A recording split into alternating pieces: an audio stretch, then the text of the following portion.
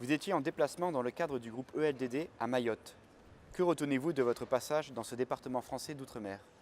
Mayotte fait depuis quelque temps la une des médias et des journaux télévisés de la métropole.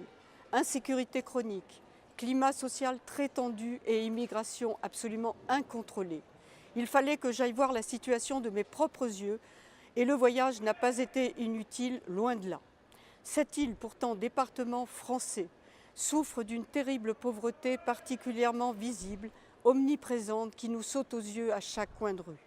Les services publics sont surchargés et le niveau de vie est bien en deçà de ce qui est acceptable en métropole.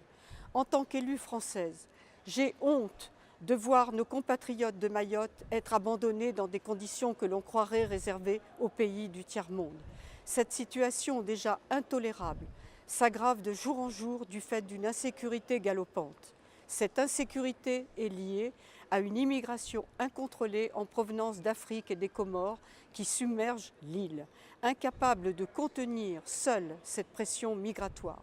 Celle-ci, très majoritairement clandestine, est permise par l'Union européenne et l'espace Schengen, qui nous interdit de contrôler nos frontières, même à plusieurs milliers de kilomètres du continent européen.